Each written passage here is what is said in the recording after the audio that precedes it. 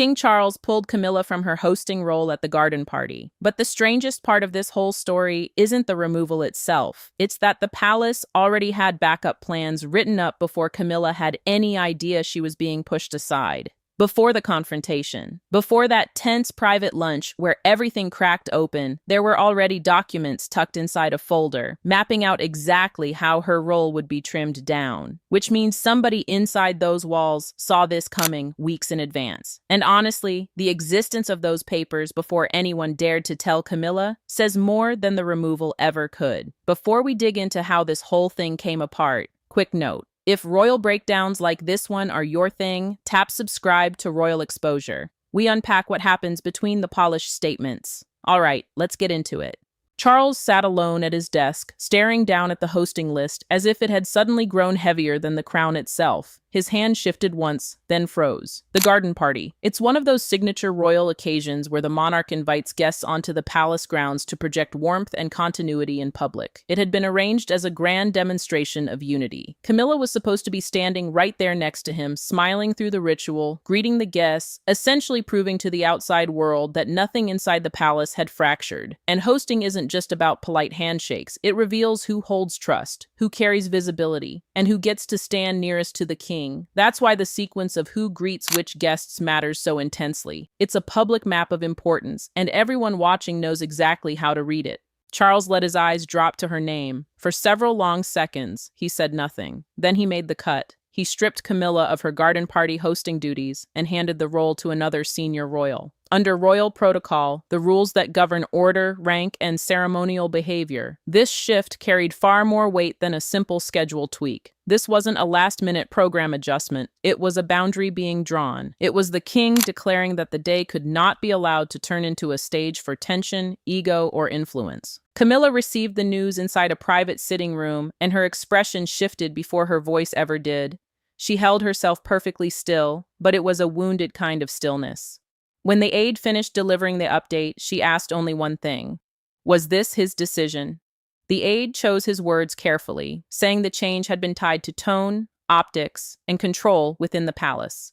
Camilla understood every syllable. Tone meant how the event would feel. Optics meant how the public would interpret it. Control meant Charles no longer trusted the arrangement. The closed door changed everything. Charles hadn't taken her out to plug a gap. He had made a royal correction, and anyone close enough to feel the shockwave knew it. But this is where it goes even deeper. The real shock wasn't Camilla's removal. It was who Charles was trying to shield when he made the call. Because every royal decision has two versions, the one printed on paper and the one carved into the faces of the people who have to carry it. For Charles, this wasn't just a hosting swap. For Camilla, it wasn't just a public duty lost. For William, it was a warning. And inside the palace, everyone understood that one single garden party had exposed a much older, much deeper wound. Charles knew that calm could sometimes be more dangerous than fury. He had spent his entire life mastering the art of speaking softly while the room around him was falling apart. And now that lesson stood between him and the woman sitting across from him. The garden party looked simple from the outside, a graceful royal gathering where invited guests came face to face with the family on palace grounds. But inside the monarchy, it carried a much larger meaning. It was a public signal of trust, rank, and belonging. Whoever stood at the center wasn't merely greeting guests. They were being displayed as part of the institution's beating heart. And Camilla understood that all too well. She had treated those hosting duties as evidence that the long, brutal road of rejection, judgment, and whispered resistance had finally reached its end.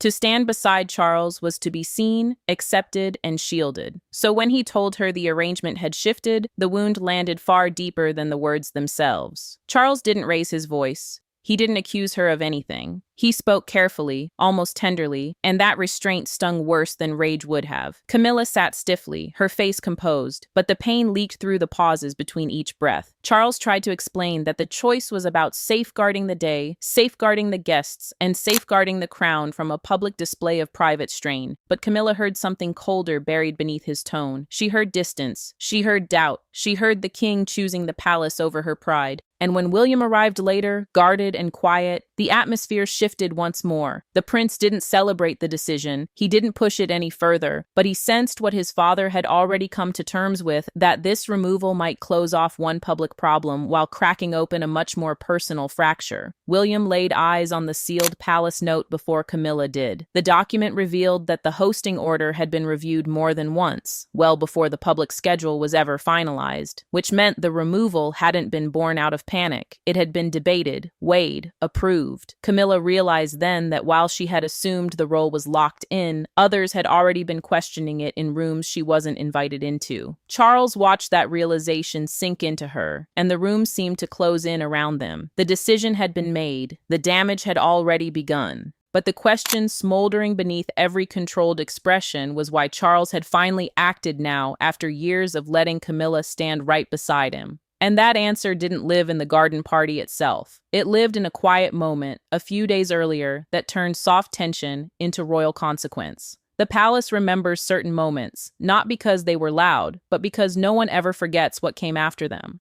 Days before the garden party decision, a private lunch became the trigger everyone would later trace back to as the beginning. A sentence spoken, a chair scraping the floor, a face going hard, and from that instant, Charles knew the next public event couldn't move forward as planned.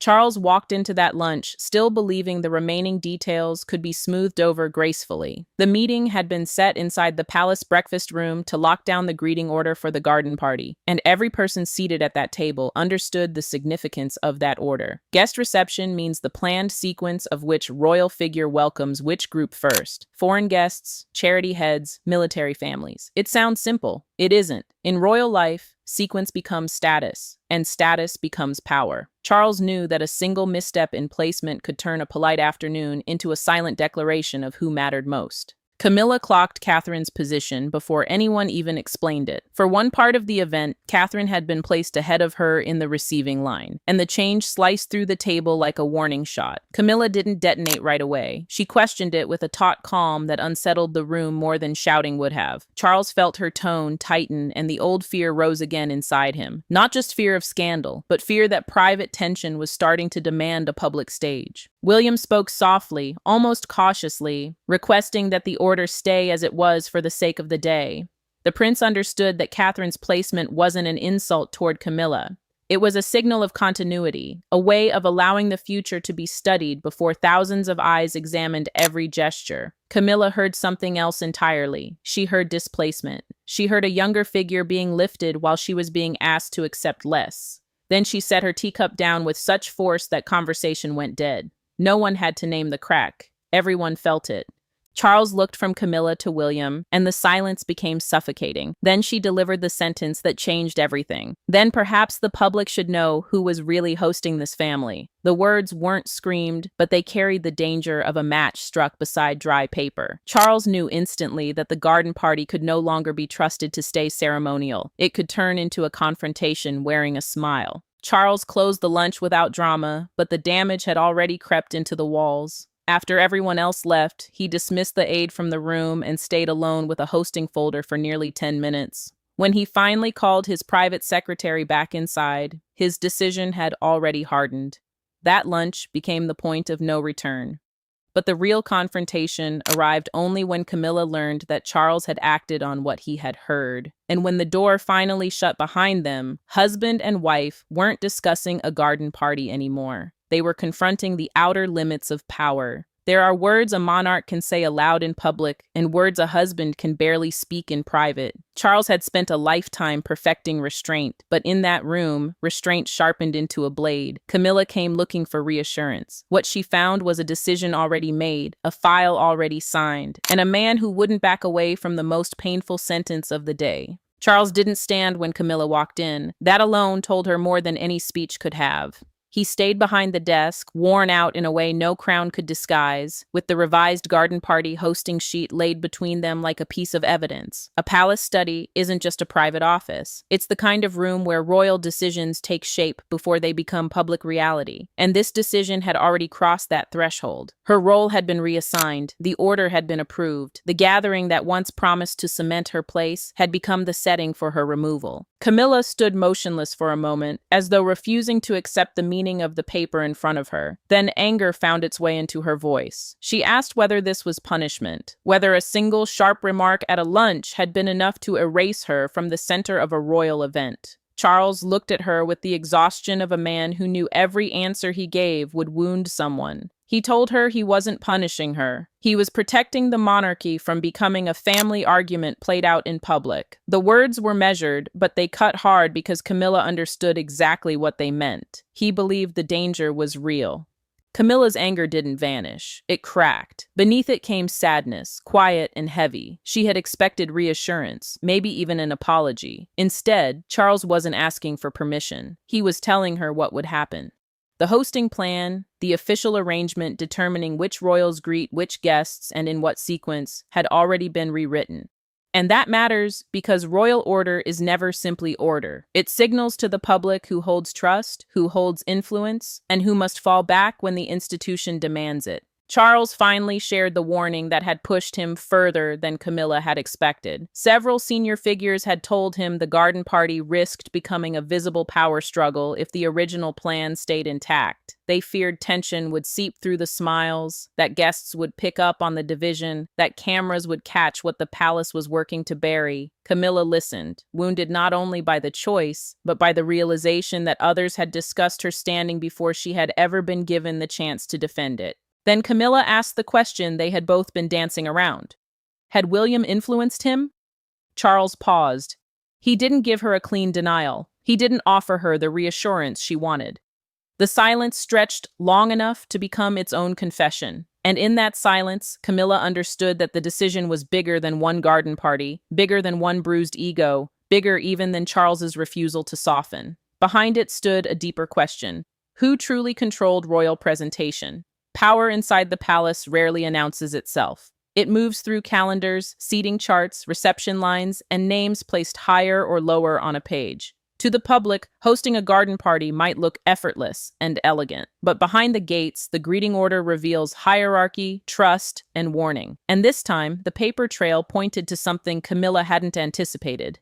Charles knew the decision wouldn't stay hidden in ink. Once his signature settled on the final approval, the change became more than a private wish. It became royal instruction. The garden party hosting plan was managed through royal secretaries, household officials, security advisors, and the king's final sign-off. Those roles matter because a palace event doesn't run on charm alone. Every greeting line, every arrival time, every assigned duty carries a message. Camilla had believed that message still placed her close to the center. The revised order told a completely different story. Charles reviewed the list with a stillness that made the senior courtier standing beside him uneasy. The courtier had served long enough to recognize when silence meant pain, and he watched the king's hand slow over Camilla's name before the pen finally moved. That hesitation mattered. It showed this wasn't a cold decision. It was a costly one. Charles wasn't simply reshuffling his schedule. He was placing the public shape of the crown above the comfort of his own household, and that choice gave the paper its force. Garden party hosting was part of the crown's public choreography, the planned sequence through which the monarchy presents unity, rank, and trust to the people watching. William read that choreography with razor clarity. In a quiet corridor conversation, the prince spoke to an aide with careful precision, insisting that they had to remain dignified, not divided. He wasn't chasing triumph. He was chasing control. He knew Camilla's reduced role would be dissected by everyone who understood royal signals. And he also knew one misplaced gesture could turn discipline into humiliation. But the future king refused to walk away from the reality. The event had to serve the monarchy before it served anyone's pride. Camilla's removal reached deeper than the initial announcement suggested. The revised hosting order restricted which guests she could formally receive, shrinking her ceremonial visibility and narrowing the space where she could appear as a central figure. Then a second document surfaced inside the working file. It laid out contingency arrangements drafted in advance, proving the palace had anticipated resistance before Camilla ever challenged the decision. Let me pause on that for a second because that detail is genuinely wild. They didn't simply react to the lunch. They had backup plans sitting in a folder ready to deploy before she even knew there was a problem.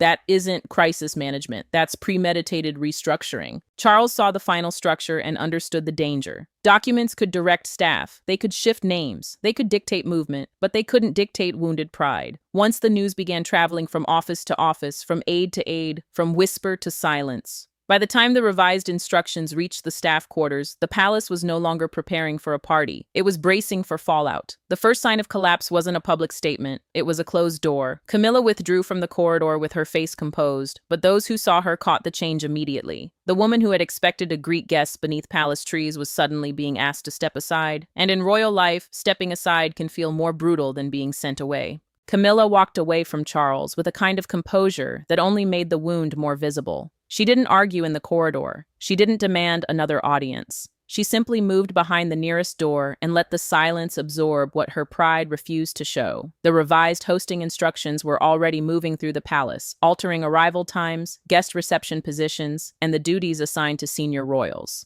Those instructions mattered because a garden party is never just a pleasant afternoon. It's a public map of importance, and Camilla had just been shifted away from the center of that map. Staff members received the update with careful expressions and even quieter voices. They were told to treat the change as final, not temporary, and to avoid discussing it beyond necessary protocol. Protocol means the strict working rules that keep royal events controlled, from who stands where to who speaks first. But rules couldn't cushion the meaning. Camilla's role hadn't been postponed. It had been reduced. The palace wasn't leaving room for negotiation, and that alone told every aide that Charles had crossed an emotional line he could not easily walk back from. Camilla sat by herself after leaving him, slowly removing her gloves and setting them on a side table as though accepting the humiliation piece by piece. The queen consort had weathered years of judgment, but this hit differently. This came from inside the walls. This came from the man whose approval had once shielded her from the coldest corners of royal life. Her sadness didn't crash in. It settled heavily because she understood that public grace often demands private pain. Charles stayed in his study after the conversation, staring at the closed door long after she had disappeared behind it. The king was torn between personal loyalty and royal discipline, and neither side offered comfort. He had protected the event, but wounded the person closest to him. Then the next discovery hardened the palace mood. Aides discovered that Camilla's name had also been removed from a short internal briefing prepared for garden party photographers and guest marshals, the staff who guide guests and manage the flow of the day. Charles understood what that meant. The palace didn't only want her role reduced.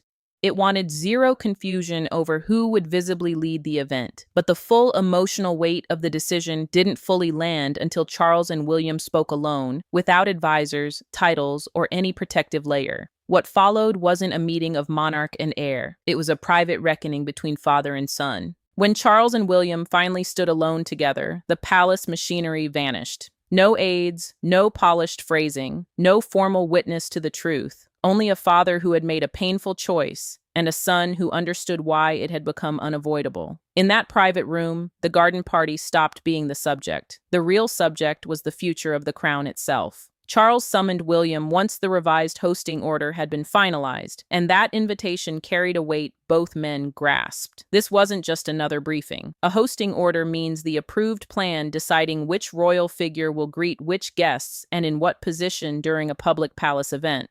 But for Charles, the paper had become something far more personal. It had forced him to choose between the peace of his own marriage and the public stability of the monarchy. William entered quietly, not as a challenger, but as a son who understood the cost of what his father had just done. Charles didn't pretend the choice had been simple. He admitted he had waited too long to address the tension, too long to believe silence could manage what pride had already sharpened. The king knew Camilla would feel wounded, and that mattered because her place at his side had always been more than ceremonial. It had been proof of survival, proof that years of rejection had finally given way to acceptance. Removing her from the center of the garden party didn't only alter a schedule. It struck at the meanings she had constructed around that role. William listened with careful restraint. The prince didn't look pleased. He didn't treat Camilla's removal as a victory. Instead, he answered with the quiet force of a man who had watched the pressure build for years. "Correction," he told Charles, "only felt this painful because the silence had been allowed to stretch too long." The words hit hard, but they weren't cruel. They were true. William understood that public duty sometimes demanded a private wound, but he also knew that wounds inside a royal family rarely stayed hidden forever. Charles then revealed the fear that had driven him. He believed the garden party could become a public symbol of competing influence. If he let the original plan stand, guests would notice, Staff would sense it. The palace would smile, but the fracture would breathe beneath every greeting. William promised he would not exploit the decision because the monarchy could not survive if private victories became public trophies. Charles looked at his son and saw not triumph, but restraint. That shifted the emotional direction of the day. But beyond the palace walls, the silence was already cracking, and the world was preparing its own judgment. And when the story finally reached the public, one image captured the meaning of the decision more sharply than any official statement ever could. By morning, the palace no longer owned the story. The public did. What began as a private hosting decision had become a national spectacle, stripped of gentle language and dropped beneath unforgiving headlines. People weren't just asking why Camilla had been removed. They were studying every photograph, every absence, every rearranged position. And one front page turned palace silence into a public verdict. Charles had wanted control, but control slipped away the moment the first broadcast opened with his decision. The palace response was brief, careful, and cold, describing the garden party arrangements as a reflection of the king's wishes and the ceremonial needs of the event. That phrase mattered because ceremonial needs means the public-facing duties that keep royal events orderly, dignified, and loyal to the crown's image. But the explanation didn't calm the storm. It sharpened it. Viewers understood that when the palace reaches for clean language, something far messier usually took place behind closed doors. Camilla watched the coverage from a private room, and every word seemed to remove her all over again. The screen played older footage of her hosting with confidence, standing beside Charles as if her place had at last become unquestioned. Then the story cut to the new arrangement, and the contrast was merciless. Camilla turned away before the segment finished. She had endured public judgment before, but this was different. This wasn't a scandal from the outside. This was the palace itself rearranging her position and then asking her to swallow the meaning in silence. Charles watched another news segment without saying a word. His jaw tightened as broadcasters framed the decision as a rare visible correction inside the royal household, focusing on his authority and Camilla's sudden absence from the hosting center. He knew the truth was more painful than the coverage allowed. He had acted to prevent public embarrassment, yet the attempt to seal off one wound had opened another. The king had protected the event, but he had exposed the fracture. Then came the image that locked the public mood in place. A major newspaper front page displayed a wide palace garden photograph with an empty marked space beside Charles beneath the headline, "The King Hosts Alone." The words landed like a judgment. Outside the gates of Buckingham Palace, a crowd formed, not wild, not chaotic, but watchful. Visitors pointed at the front page, murmuring about what Camilla's absence might mean, and whether this was a correction, a warning, or a quiet fall from favor. Charles understood that headlines could never fully explain what had happened. Camilla understood they could still wound deeply. Public reaction couldn't define the final meaning of the moment. That judgment belonged to what he chose, what she lost, and what the monarchy gained. When the noise finally faded, the true verdict wasn't written in headlines. It was written in the emotional cost paid behind palace walls. In the end, this wasn't just about a garden party. It was about the moment King Charles accepted that love, loyalty, and royal duty don't always move in the same direction. Camilla lost a role she believed had confirmed her place. Charles lost the comfort of avoiding confrontation. William saw the monarchy choose discipline, and the crown revealed what it protects first. Charles stepped into the day with a calm face and a heavy heart. He knew every greeting would be scrutinized, every pause examined, every absence measured against the story already burning outside the gates. The garden party continued under the revised hosting order, the approved plan deciding which royal figure receives guests and where each person stands during the event. That order mattered because royal life speaks through placement. Camilla no longer led the ceremonial welcome, and the king carried that decision in public. Smile after smile, knowing the private pain behind it hadn't faded.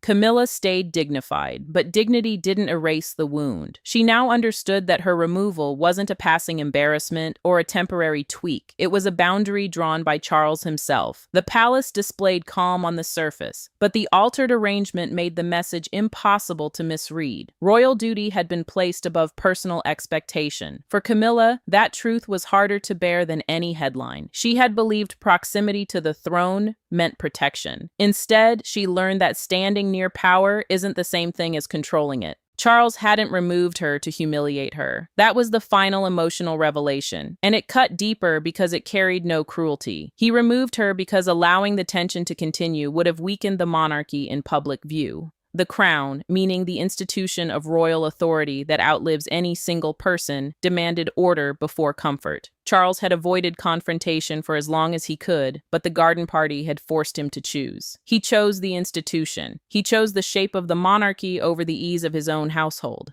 William's quiet presence made the shift impossible to overlook. The prince didn't need a victory, and he didn't chase applause. His restraint revealed what the future would demand: control, discipline, and a refusal to let private conflict command public duty. William saw that the monarchy could survive pain, but not confusion. Charles saw it too. Even as the cost settled heavily between him and Camilla, the verdict was clear. Charles chose duty over comfort. Camilla learned that acceptance doesn't equal authority. William watched the crown protect itself with painful precision. The monarchy survived the day by trading ease for order. The garden party ended, the gates closed, and the verdict remained unmistakable. The crown had spoken, and even those closest to it had no choice but to obey.